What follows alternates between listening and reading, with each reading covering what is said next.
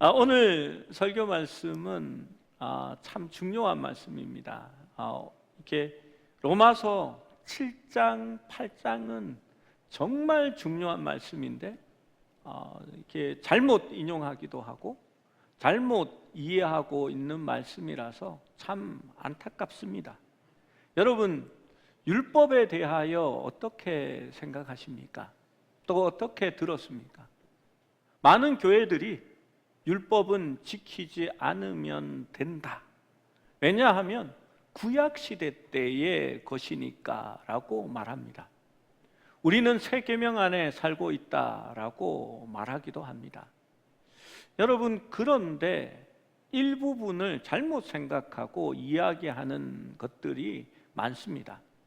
여러분, 율법은 십계명과 구약의 모든 것을 포함합니다.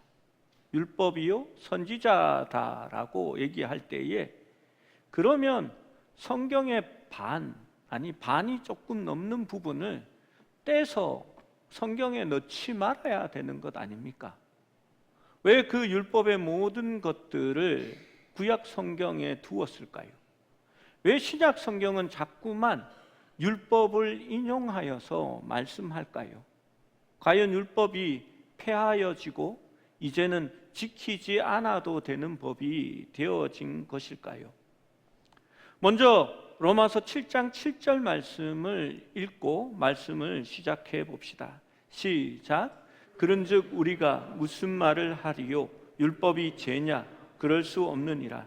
율법으로 말미암지 않고는 내가 죄를 알지 못하였으니 곧 율법이 탐내지 말라 하지 아니하였더라면 내가 탐심을 알지 못하였으리라. 율법이 있어서 우리가 죄가 무엇인지를 알게 되는 겁니다. 여러분, 율법이 없는 곳에, 법이 없는 곳에 가면 내 마음대로 해도 죄가 아닙니다.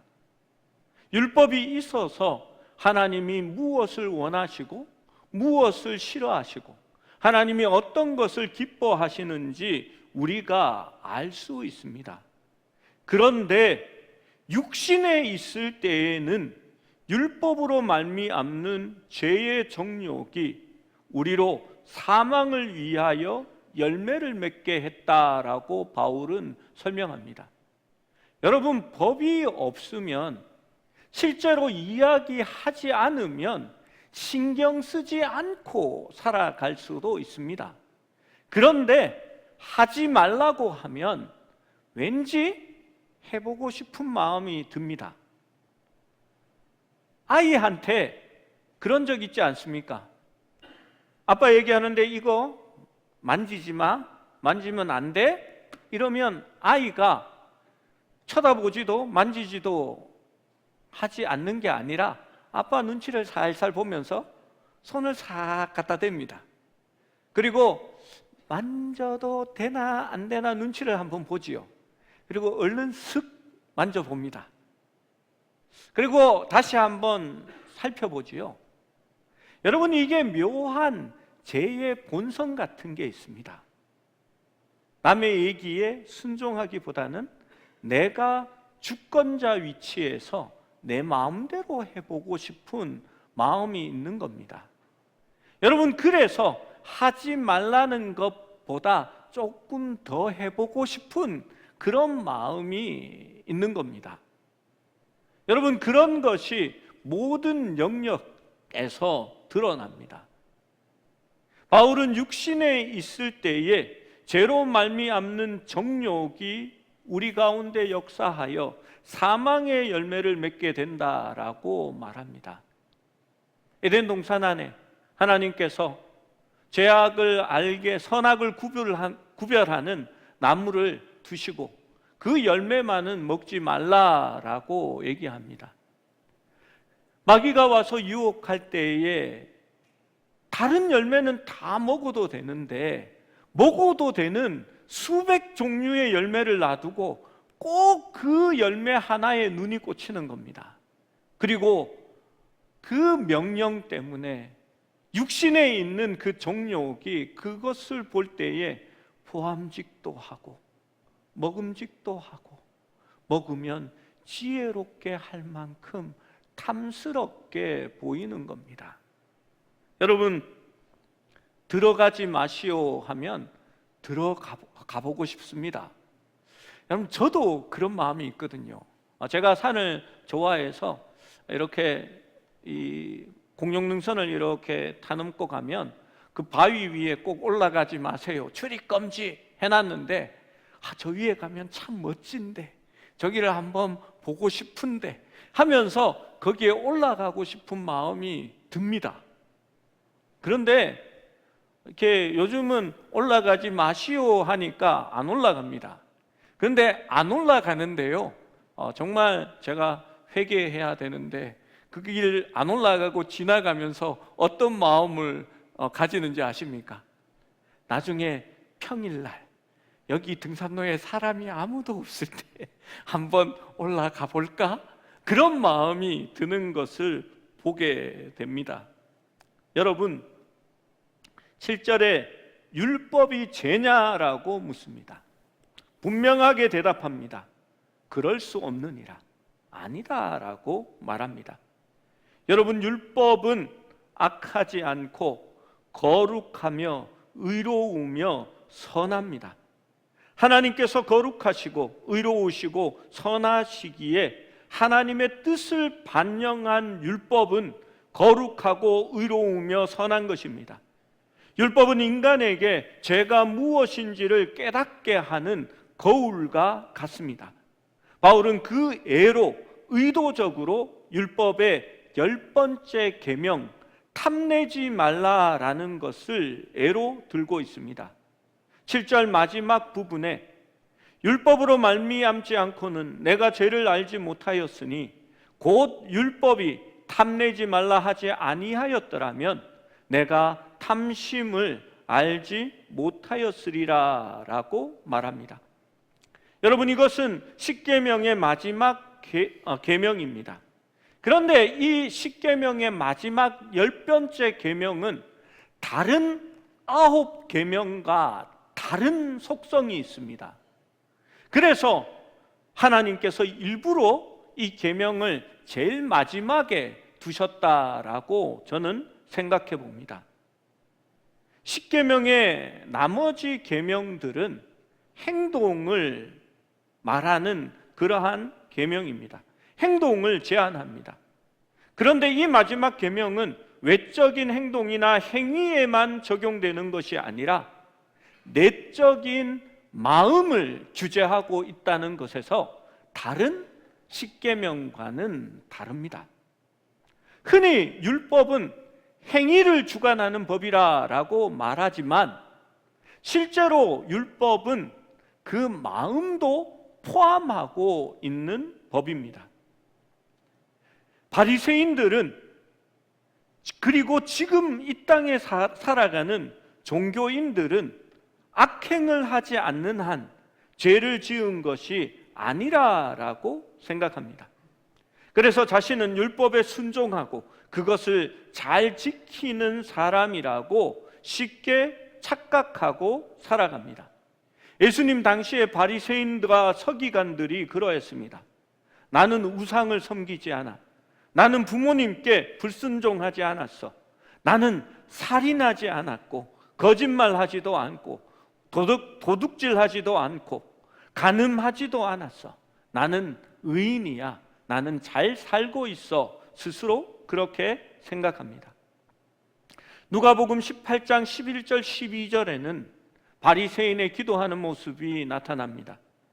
바리새인은 서서 따로 기도하며 이르되 하나님이여, 나는 다른 사람들 곧 토색, 불의, 간음하는 자들과 같지 아니하고 이 세리와도 같지 아니함을 감사하나이다. 나는 일해에 2번씩 금식하고 또 소득의 11조를 드리나이다 라고 기도했습니다.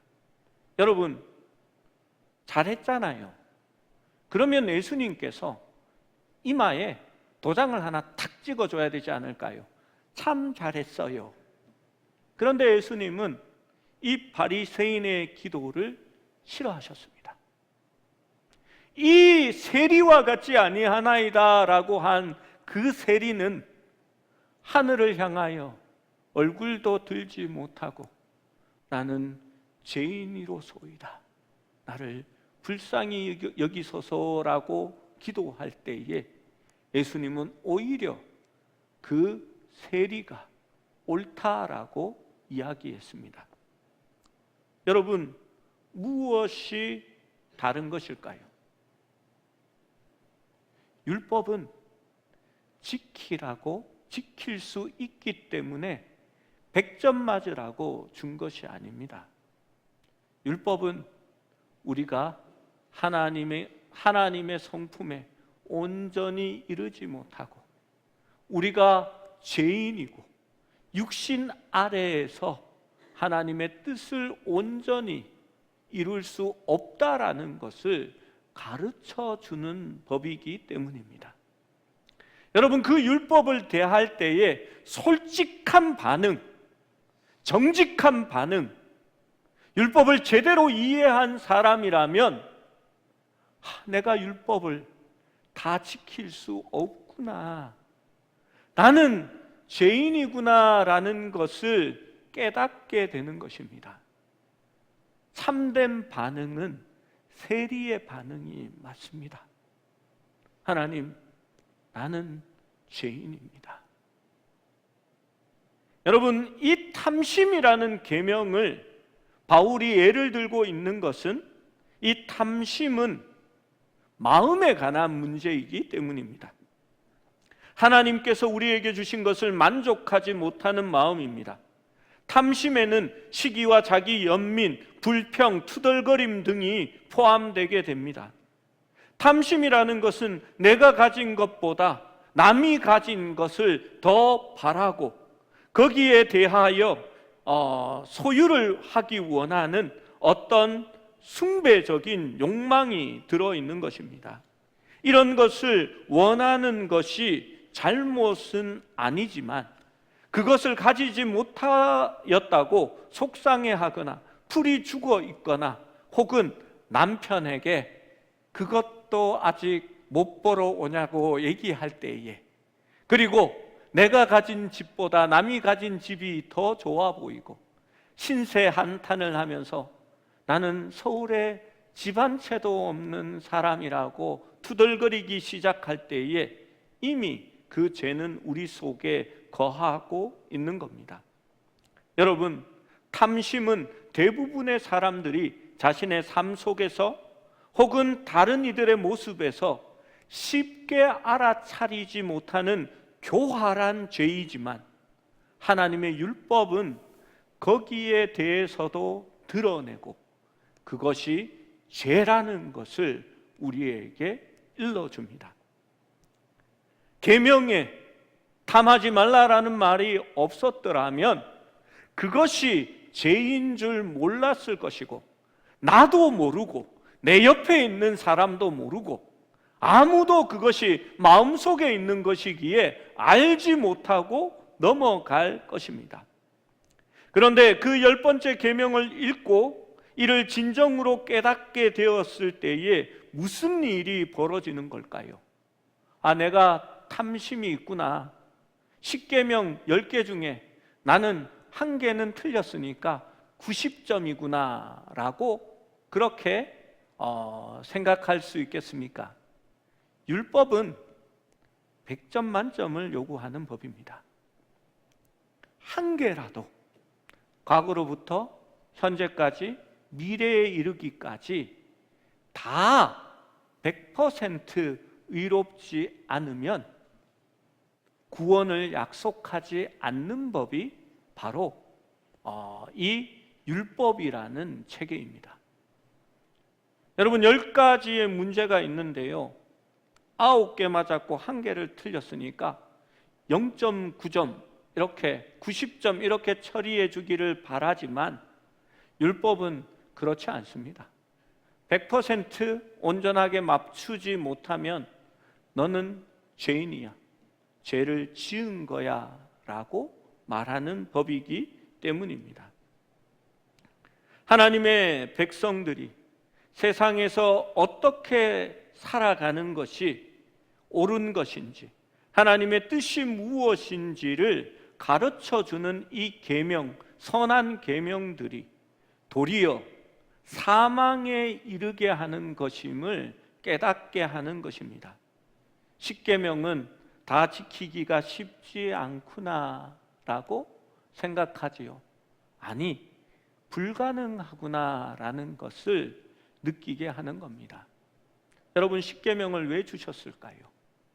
많은 사람들이 그게 하나님의 뜻이니까 그것을 다 지켜 행해야 한다라고 생각하면서 그 십계명을 받아들입니다. 그런데 십계명을 진짜 주신 이유는 우리가 그것을 다 지킬 수 없다라는 것을 깨닫게 하기 위해서 주신 겁니다. 여러분, 절대 되지 않습니다. 불가능하구나. 난 육신에 있는 내가 그것을 지킬 수 없구나라는 것을 알게 하기 위해서 그 십계명, 율법을 주신 것입니다. 예수님은 율법에 대해서 친히 설명하셨습니다. 십계명을 다 지켰다라고 말하는 바리새인들 앞에서 그들의 행위가 아니라 내면의 태도와 마음에 있는 동기조차도 하나님의 뜻에 합하여야 한다라는 것을 주님은 알려주셨습니다. 먼저 자신을 율법이나 선지자를 폐하러 온 줄을 아느냐? 그렇지 않다. 나는 율법을 완전하게 하러 오셨다라고 말씀하시고 사람들에게 경고하셨습니다. 마태복음 5장 20절 말씀입니다. 함께 읽어봅니다. 시작. 내가 너희에게 이르노니 너희 의가 서기관과 하나님의 의보다 낫지 못하면 결코 천국에 들어가지 못하리라. 너희의 의가 서기관과 바리새인의 의보다 더 낫느냐라고 묻고 있습니다. 여러분, 율법의 조항대로 서기관과 예수님 당시의 서기관과 바리새인보다 죄를 더 짓지 않고 살아갈 자신이 있습니까? 저는 없습니다. 그 인간들은요, 세세한 항목들을 정해놓고 그것을 어기지 않으려고 체크하면서 사는 사람들입니다. 죄를 아예 짓지 않기 위해서 죄라고 말하는 그 행동에 울타리를 치고 그 울타리도 넘지 않으려고 노력하는 사람들과 어떻게 의로움에 대하여 경쟁할 수 있겠습니까? 그런데 예수님은 너희의 의가 바리새인과 서기관들보다는 나아야 천국에 갈 수 있다라고 말합니다. 우리의 의는 바리새인과 서기관의 의보다 더 낫습니다. 그 의는 내가 행함으로 인하여서 내가 획득한 100점 맞는 의가 아니라 우리 주님의 온전하신 그 의를 믿음으로 받아들여 예수님께서 의롭다 하심을 칭해 주시는 그 의이기 때문입니다. 우리가 가진 의는 내가 따놓은 점수가 아니라 예수님의 의로우심을 우리가 받아들인 의인 것입니다. 예수님은 이것을 깨닫게 하시려고 계명을 들어서 설명합니다. 그리고 살인하지 말라라는 계명의 뜻을 알려주십니다. 마태복음 5장 21절에서 22절 말씀입니다. 옛사람에게 말한 바 살인하지 말라, 누구든지 살인하면 심판을 받게 되리라 하였다는 것을 너희가 들었으나, 옛사람은 율법을 처음 받았던 사람들을 말하는 것입니다. 나는 너희에게 이르노니 형제에게 노하는 자마다 심판을 받게 되고 형제를 대하여 라가라 하는 자는 공회에 잡혀가게 되고 미련한 놈이라 하는 자는 지옥불에 들어가게 되리라. 여러분, 그렇다면 이 살인하지 말라라는 법을 온전히 지키면서 살아갈 사람이 있습니까? 없습니까? 여러분, 그런 말 한 번도 안 하고 살아왔습니까?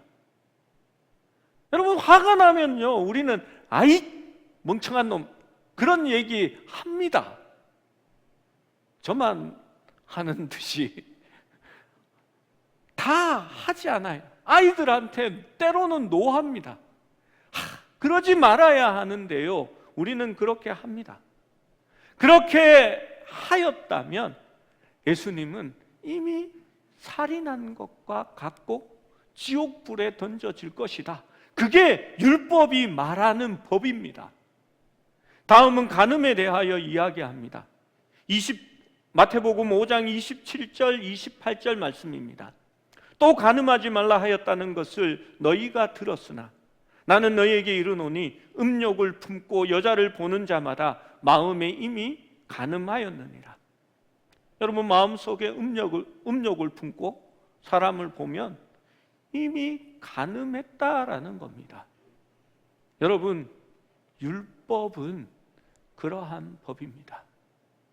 행위만 말하는 것이 아니고 옛날에 주어진 법이니까, 예수님이 오셨으니까 지키지 말아야 된다라는 법이 아니라 예수님이 다시 말씀하시는데 율법은 여전히 살아있고 그 율법의 기준은 여전히 존엄하며 율법은 정말 엄하고 거룩하고 정말 지킬 수 없을 만큼의 고차원적인 것들을 요구하고 있는 것입니다. 예수님은 율법이 처음부터 행위만을 강제하는 법이 아니라는 것을 분명하게 설명합니다. 여러분, 이 탐심을 예를 들어서 너희가 율법을 다 지키고 사느냐, 율법을 알고 있느냐를 처음 얘기하신 원조는 우리 예수님입니다. 마가복음 10장 17절에서 27절에 나오는 부자 간원이 나옵니다. 이 젊은이는 겉으로는 매우 도덕적이고 온전하지만 내면의 죄는 직면하지 못했습니다. 마태복음 10장 17절 18절 말씀을, 마가복음 10장 17절 18절 말씀을 함께 읽어봅시다. 시작. 예수께서 길에 나가실 때에 선한 선생님이여, 내가 무엇을 하여야 영생을 얻으리이까? 예수께서 이르시되 내가 어찌하여 나를 선하다 일컫느냐? 하나님 한 분 외에는 선한 이가 없느니라. 그 화면을 멈춰 주십시오. 여러분, 왜 이 말씀을 주셨을까요? 사람들은 이 말씀이 부자가 천국에 가는 것이 어렵다, 구제를 많이 해야 된다, 재물에 대한 욕심이 없어야 천국에 갈 수 있다라는 식으로 말씀을 봅니다. 여러분, 그러면 그 말씀의 의도를 잘못 보고 있는 겁니다. 이 부자 청년은 예수님께 나와 내가 무엇을 하여야 영생을 얻겠습니까? 라고 물었습니다. 그는 행함으로 영생을 얻을 수 있다라고 생각했습니다. 자기는 영생을 획득할 만큼 의롭게 살 수 있다라고 생각하고 있는 겁니다. 예수님께서 그를 보셨습니다. 그리고 그에게 힌트 하나를 던집니다. 하나님 한 분 외에는 선한 사람이 없다라고 말한 것입니다. 여러분, 너도 선하지 않다, 선해질 수 없다라고 예수님께서 미리 대답해 주신 겁니다. 그런데 이 청년은 그것을 깨닫지 못했습니다. 그래서 하나님의 요구하는 뜻, 그것이 온전히 나타난 율법을 예수님께서 던져주시는 겁니다. 내가 율법을 아느냐라고 물었습니다. 여러분, 그 율법은 그 모든 것을 행해야 구원을 얻는다라고 말합니다. 여러분, 이 젊은이가 율법을 볼 때에 어떻게 생각하는지 아십니까? 자기는 그걸 다 지켜 행했다라고 생각하고 있는 겁니다. 여러분, 이건 바리새인의 생각입니다. 율법은 우리에게 죄인됨을 깨닫게 하려고 주신 법입니다. 내가 율법을 아느냐 말씀하시고 예수님께서 간음하거나 누구의 것을 강탈하거나 거짓 증언을 하거나 부모를 공경하지 않는 그러한 것들이 율법이다라고 말씀하셨습니다. 그런데 이 부자 청년이 뭐라고 얘기합니까? 내가 어려서부터 그것을 다 지켜 행하였나이다 라고 말합니다. 이 시제 자체가 과거로부터 현재까지 그리고 진행형으로 계속해서 지키고 있었다라는 것을 의미하는 것입니다. 여러분, 예수님께서 이 말씀을 들으시고 이 말을 듣고 이 청년에게 율법을 바로 깨달을 수 있는 명령을 하나 던집니다. 그것이 10번째 계명인 탐심입니다. 네가 과연 탐심이 있는지 없는지, 너의 마음속에 그것이 정말 없는지 예수님은 드러내기 위하여서 내가 가진 모든 것을 팔아 가난한 자에게 나누어 주고 너는 나를 따르라 라고 명령하셨습니다. 당신은 하나님으로부터 온 자라고 말했던 이 청년이 여러분 어떻게 했을까요? 심히 근심하며 떠나갔습니다. 무엇 때문인지 아십니까? 아까워서가 아닙니다. 내가 율법을 다 지키지 못했구나. 내 속에 탐심이 있구나. 그 재물에 대한 욕심이 남아있구나라는 것을 비로소 알고 근심하며 돌아선 것입니다.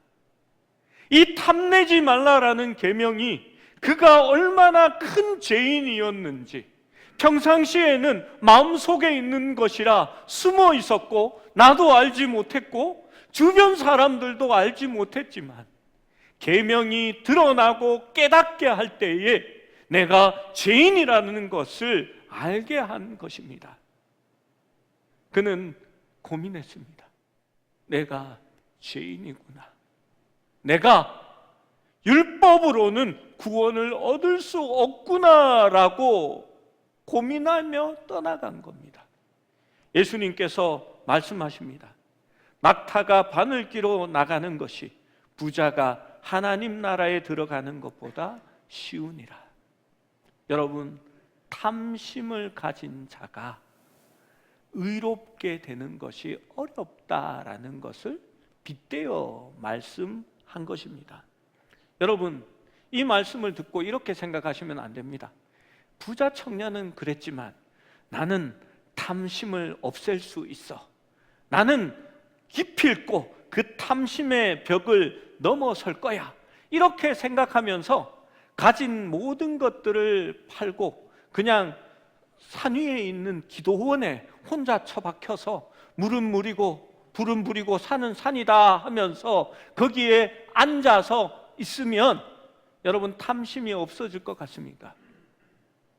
여러분, 절대 그렇게 될 수 없습니다. 마지막 10계명의 탐심의 가장 큰 역할은 자신의 행위가 의인이라고 생각하는 사람도 내가 죄인이고 이 계명을 보게 될 때에 죽었구나, 죄인이구나, 죽을 수밖에 없구나 하는 것이 이 계명이 가진 역할입니다.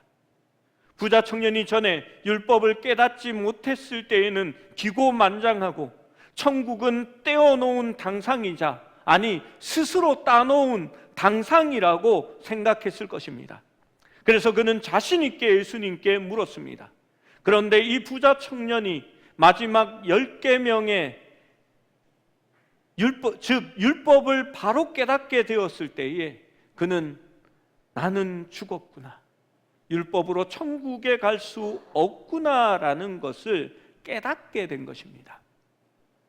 여러분, 그 고백이 로마서 7장 9절 10절에 있습니다. 9절 10절 말씀을 읽어봅니다. 시작. 전에 율법을 깨닫지 못했을 때에는 내가 살았더니 계명이 이르매 죄는 살아나고 나는 죽었도다. 생명에 이르게 할 그 계명이 내게 대하여 도리어 사망에 이르게 하는 것이 되었도다. 여러분, 바울은 율법이 진정으로 요구하는 것을 몰랐기 때문에 자신이 살아있다라고 오해한 것입니다. 사실 신앙생활에서도 그런 사람이 많습니다. 부자 관원이나 사도 바울과 같은 사람들 말입니다. 열심히 탁월합니다. 의롭기는 바리새인으로 얼마나 많이 배웠는지 가말리엘 문화생이기도 합니다. 또 이 정도 하기에 스스로 의롭다고 생각하고 나는 천국에 갈 만한 적합한 사람이라고 스스로 자만하는 그러한 사람들이 많이 있는 것입니다. 여러분, 과거에 여러분도 어쩌면 기억할지 모르겠습니다. 저기 성남에 가는 길에 한 10,000명 가까이 모이는 큰 교회의 장로님이 저희 교회에 다니고 싶다고 한 2-3달 동안 저희와 함께 예배를 드리신 분이 있었습니다. 이분이 바로 등록을 하지 않고요, 목사님을 내가 좀 살펴보고 내가 질문을 해서 목사님이 합격하면 내가 교회에 등록하겠다고 저에게 그렇게 말씀을 하셨습니다. 그래서 저는 솔직히 등록하든지 말든지 했습니다. 그리고 이분이 어느 날 약속도 없이 갑자기 교회에 찾아오셨습니다. 그리고 저에게 상담을 하고 목사님께 물어볼 것이 있다고 얘기하셨습니다. 드디어 올 것이 왔구나 긴장하며 앉았습니다. 이분이 저에게 자신이 다녔던 교회에 대하여 비판하기 시작했습니다.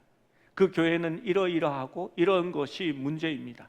그 담임 목사님은 빨갱이 장학금, 김정은이 장학금 받고 유학 갔는 것 같아요.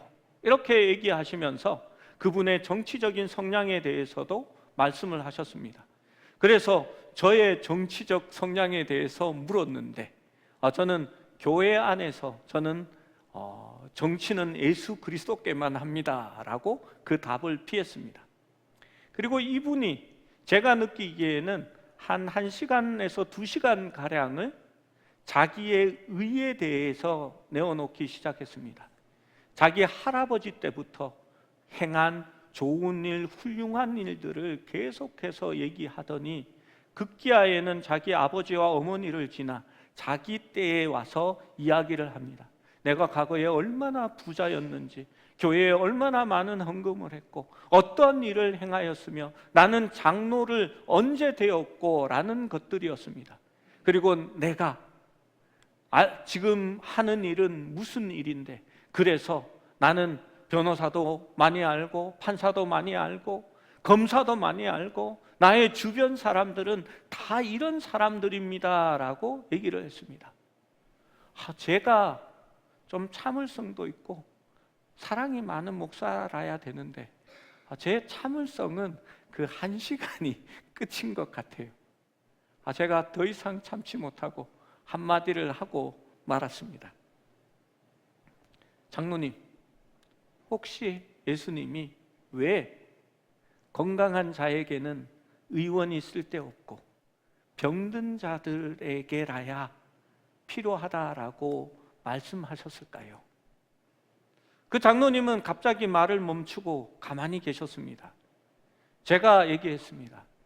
장로님은 너무너무 건강하시고 의로워서 의원이 쓸데없습니다. 예수님이 필요하지 않은 사람입니다. 우리 교회는 나는 죄인입니다. 나는 가난합니다. 나는 주님이 없으면 살아갈 수 없습니다 라는 사람이 와야 하는 그런 교회입니다 라고 얘기해 버렸습니다. 그래서 우리 교회가 부흥이 안 되는 것 같습니다. 이 장로님이 문을 박차고 나가버렸습니다. 그리고 다시는 예배 드리러 오지 않았습니다. 저는 그 장로님이 깨달았으면 좋겠습니다. 아무도 율법의 의로 합격을 받을 사람이 없습니다.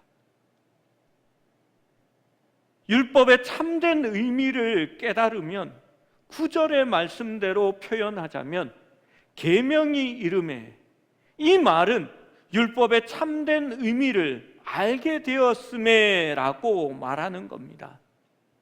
자신이 율법을 온전히 지킬 수 없다는 것을 알게 하는 겁니다. 과거에는 묻혀 있었고 생각하지 못했던 죄가 그 율법으로 말미암아 다시 살아나는 겁니다. 그래서 내가 정죄 아래에 있다는 것을 알고 자신이 죽은 자가 되었구나라고 깨닫게 하는 것이 바로 율법이라는 것입니다.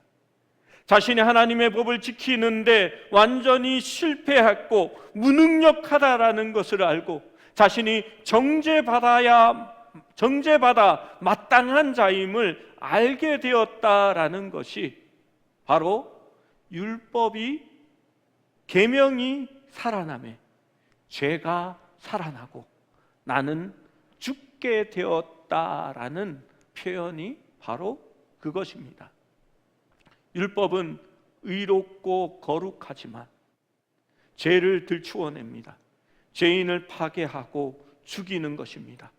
율법은 죄를 드러냅니다. 율법은 죄를 자극합니다. 그리고 율법은 죄인을 절대적인 파멸로 이끌어 가는 것입니다. 율법은 여러분을 정죄하지만 구원하지는 않습니다. 갈라디아서 3장 21절 하반절 말씀은 이렇게 말합니다. 만일 능히 살게 하는 율법을 주셨더라면 의가 반드시 율법으로 말미암았을 것이다. 여러분, 이 말이 무슨 말인지 아시겠지요?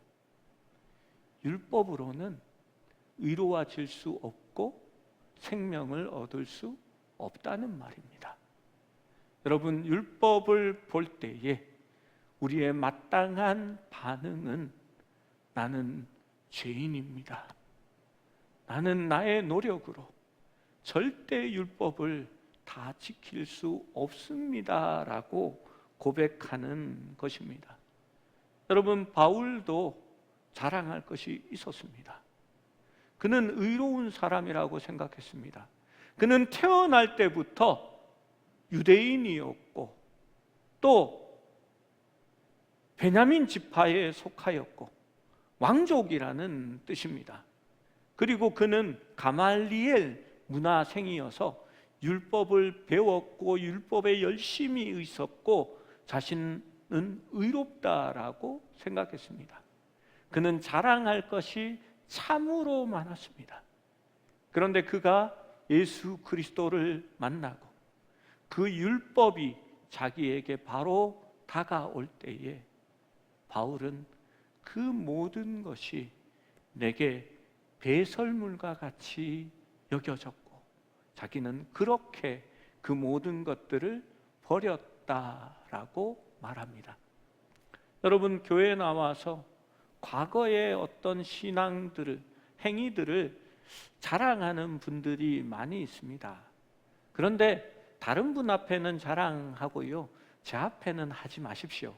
저는 어떤 생각을 가진 목사냐 하면요, 목사님, 제가 과거에 신앙이 뜨거울 때에 20일 금식 기도를 제가 2번을 했는 사람이거든요. 여러분, 제가 어떻게 생각할지 느껴지시죠? 목사님, 제가 어느 교회 다닐 때 저는 제자반 과정을 완전히 수료한 사람입니다. 저는 2날개를 종료했어요. 저는 성경 공부를 했고요. 저는 목사님 그 유명한 어느 교회에서 다녔습니다 라고 얘기합니다. 그래서요,